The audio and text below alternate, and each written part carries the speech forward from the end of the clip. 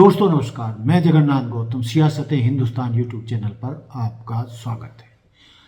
दोस्तों, जैसा कि आप जानते हैं कि नेता प्रतिपक्ष राहुल गांधी ने वोट चोरी कैसे की जाती है और प्रेस कॉन्फ्रेंस करके उन्होंने पूरे देश को बताया है और जो उन्होंने आरोप लगाए हैं, जो तौर तरीके बताए हैं कि वोट चोरी ऐसे होती है और सत्ता पक्ष अपने उम्मीदवारों को ऐसे जिता रहा है, तो उन आरोपों को सिरे से नकारा नहीं जा सकता। लेकिन दोस्तों, इसके साथ ही मैं एक बात और कहना चाहूँगा कि लोकतंत्र को बचाना है तो वोट चोरी रोकना ही होगा। यह 100% सही है कि इन आरोपों का जवाब चुनाव आयोग को देना होगा और इसके साथ ही लोकतंत्र को बचाने के लिए अदालतों को या सुप्रीम कोर्ट को जनता को ये विश्वास दिलाना होगा कि वोट चोरी हो रही है या नहीं और राहुल गांधी के जो आरोप हैं उनमें कितनी सच्चाई है या नहीं। तो दोस्तों, ये तो एक मुद्दा हो गया। लेकिन दोस्तों, अभी हाल ही में एक आईपीएस अधिकारी ने कहा है कि वोट चोरी कैसे की जाती है। 22 चरणों में उन्होंने बताया है कि इस तरीके से वोट चोरी का सिस्टम तैयार कर लिया गया है, जिसको भेदना अब किसी के बस की नहीं रह गया है, क्योंकि न तो चुनाव आयोग इसकी जांच करता है, ना ही अदालतों से सही फैसला या सही जवाब मिल नहीं पा रहा है और अदालतों में ऐसे मामले बरसों फंसे रहते हैं जिन देर से आया फैसला भी अन्याय ही होता है। तो दोस्तों, जैसा कि आप जानते हैं, मैं थोड़ा सा ब्रीफ में बता देता हूं जो राहुल गांधी के आरोप हैं वोट चोरी के, कि फर्जी मतदाता एक ही वोटर कई कई जगह वोट डालता है या उससे डलवाया जाता है। मतदाता सूची से एक बार खास सॉफ्टवेयर के जरिए उन मतदाताओं के नाम काटे गए हैं जो सत्ता पक्ष के विरोधी हैं, यानी विपक्षी दलों के समर्थक हैं।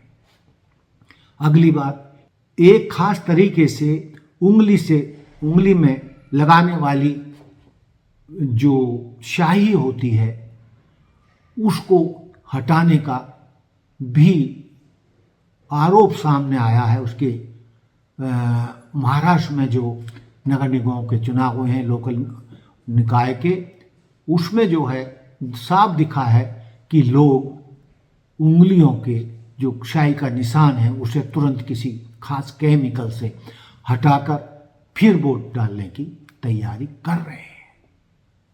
तो दोस्तों, इन आरोपों को सिरे से नहीं नकारा जा सकता, लेकिन अब जिस तरीके से एक आईपीएस अधिकारी ने बताया है कि ये वोट चोरी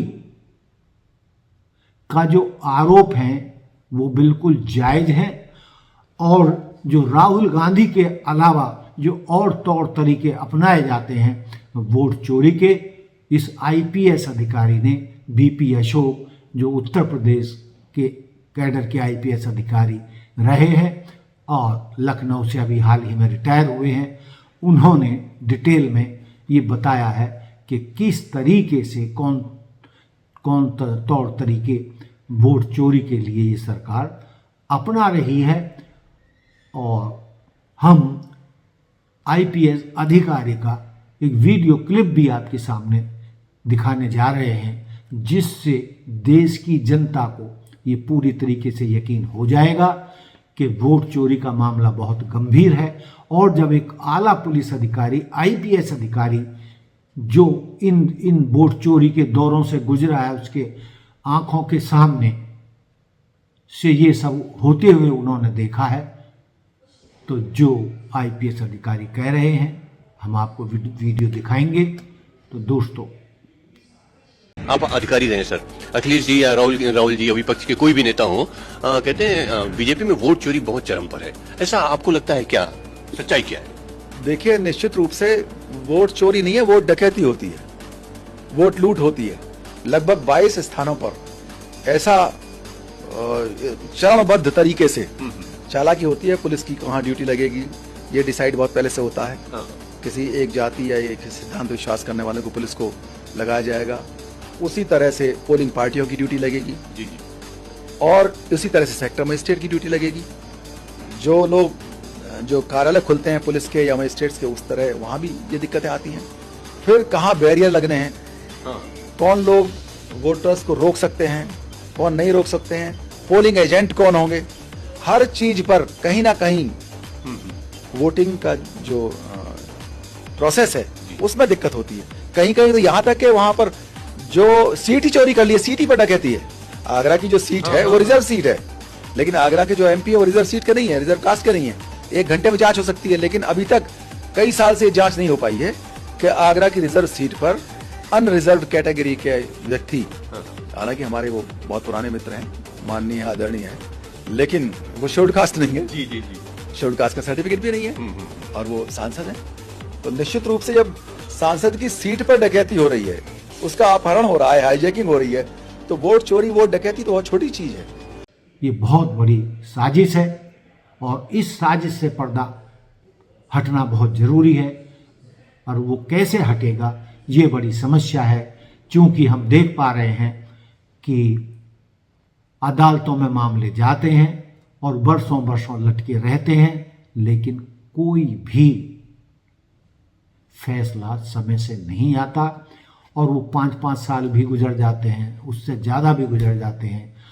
और वो जीतने वाले, फर्जी तौर तरीकों से जीतने वाले उम्मीदवार अपना पूरा कार्यकाल शांति से निकाल जाते हैं, उसकी सब सुविधाओं का भोग करते हैं, लेकिन उनके खिलाफ अदालती फैसले पेंडिंग पड़े रहते हैं।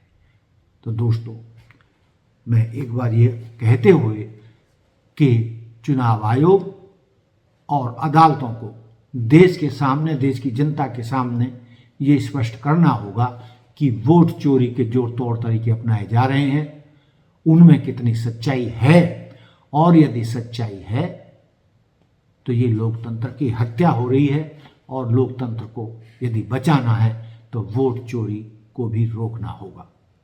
तो दोस्तों, देखते रहिए सियासत हिंदुस्तान। जय हिंद, जय भारत, जय संविधान। नमस्कार।